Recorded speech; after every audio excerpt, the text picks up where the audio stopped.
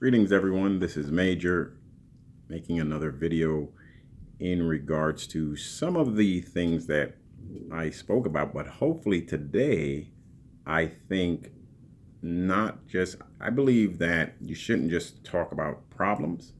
Um, and I've been thinking about it, and I think I would like to propose what I think might be a solution to the problem that I've been speaking on regarding Ethereum and ERC20 tokens and the risk that the ICOs. So remember, it's not that I just hate Ethereum, it's that I made money on Ethereum. So just to be clear, I rode Ethereum from $42 all the way up to 163. And, hey, I was happy with that. And then you say, oh man, it went up even more, but hey, I made money, so I'm not crying about it.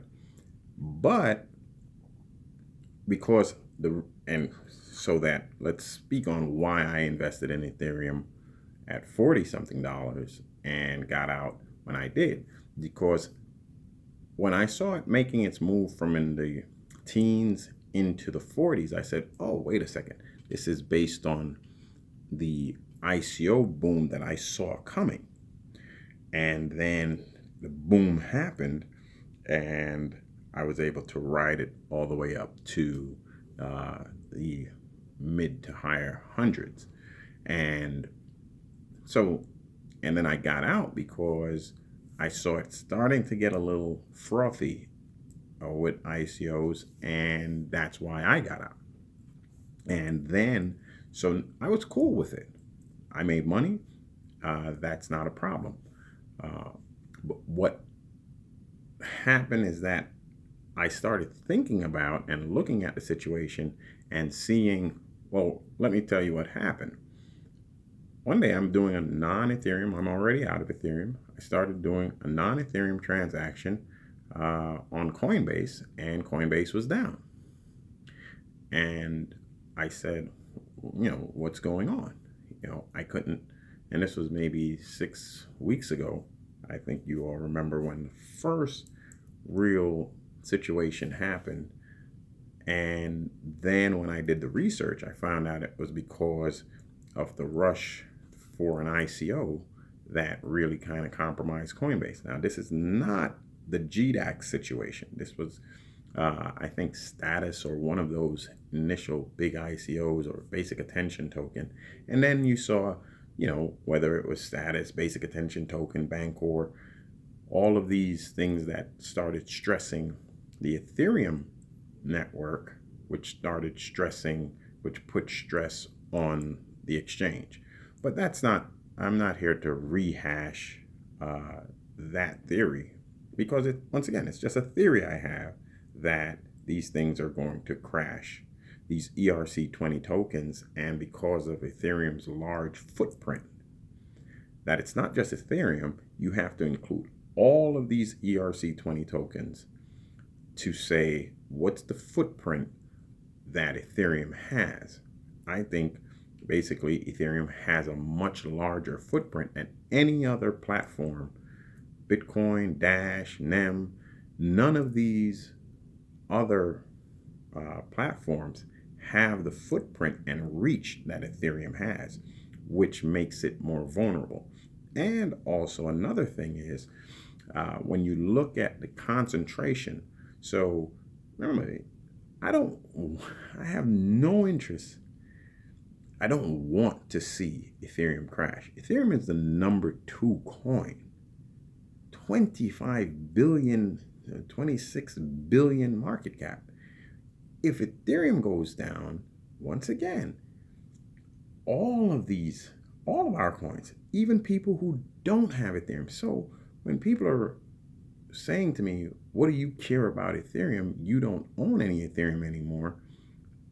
If the impact was going to be isolated to Ethereum, then yeah, I wouldn't care. I would say anyone who invested in an ICO, lose your money.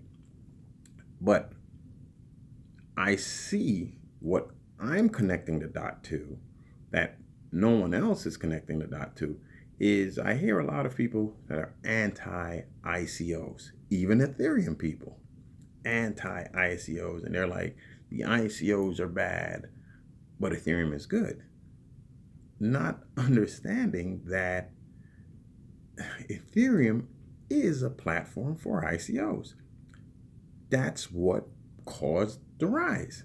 That's what, if you strip out ICOs from Ethereum, then it has no value.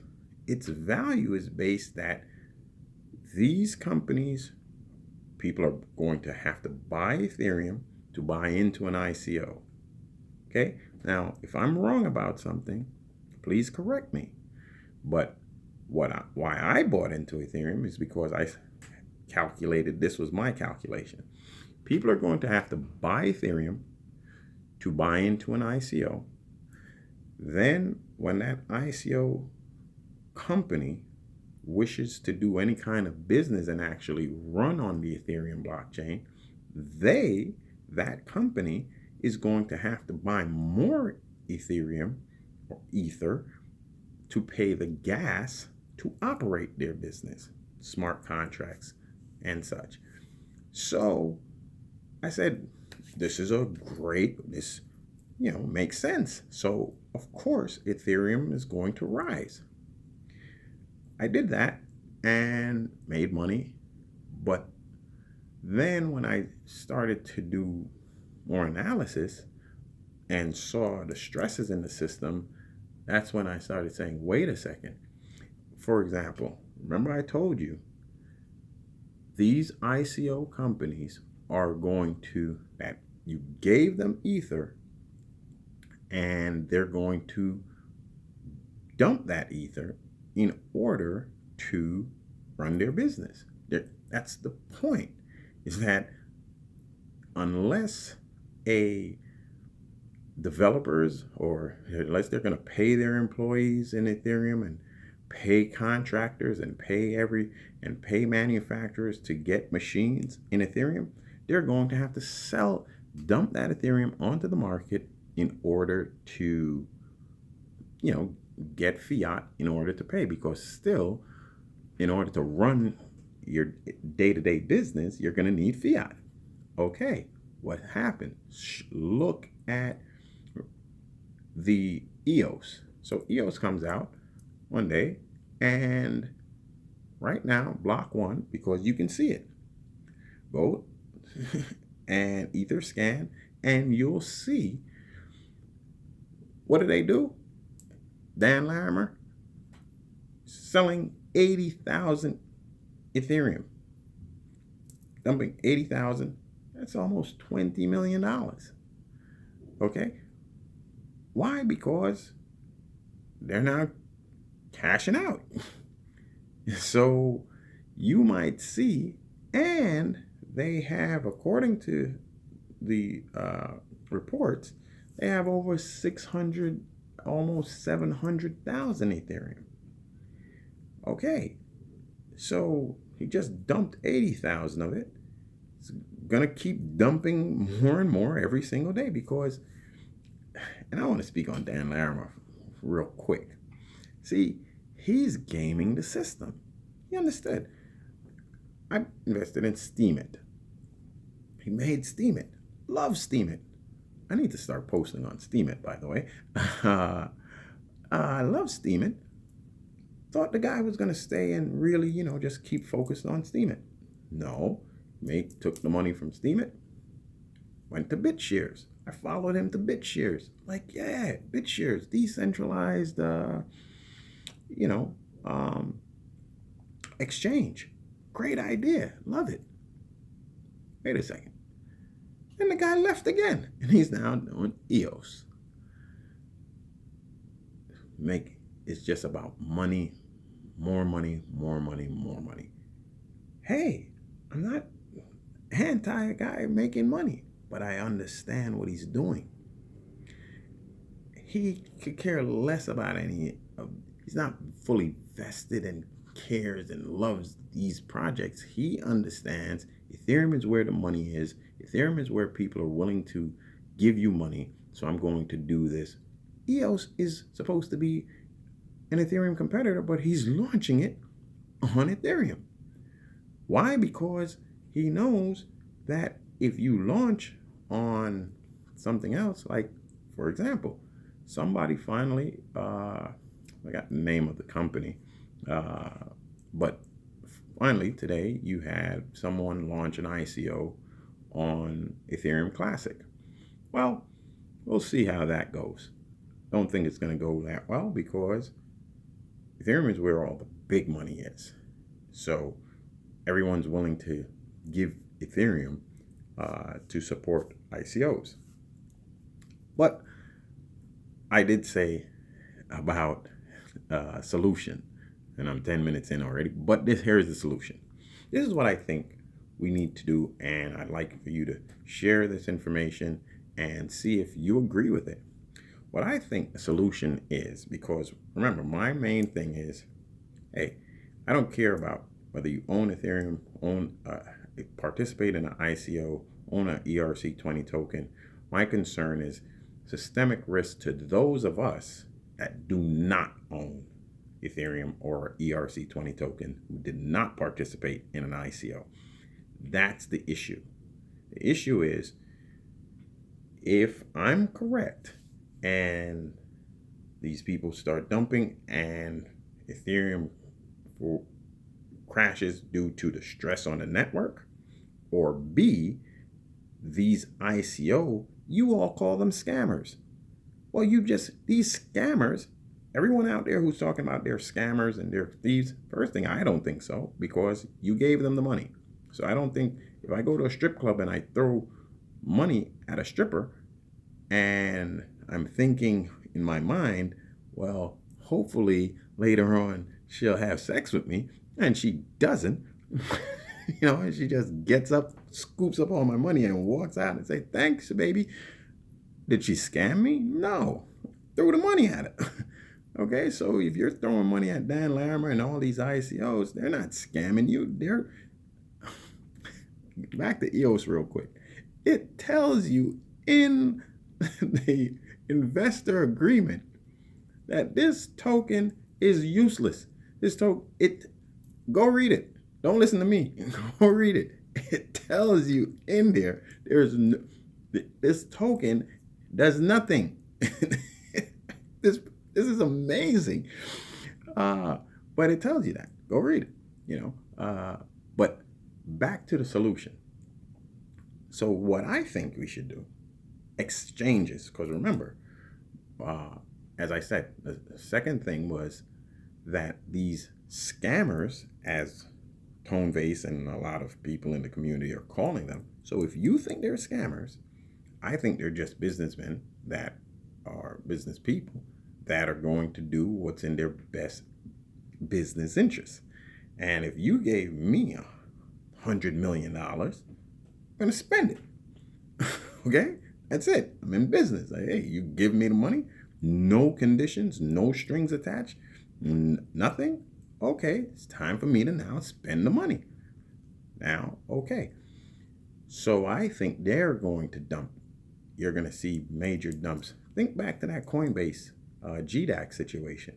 Somebody who had 1 million ETH, 1 million Ether, just dumped it.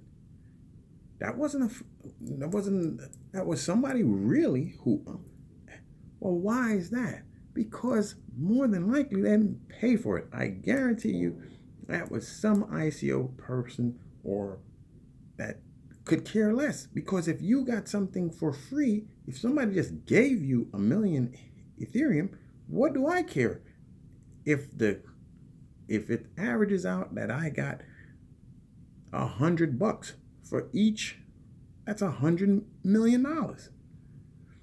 Okay, so this is what I think should be the solution. And think about it. Let me know what do you think?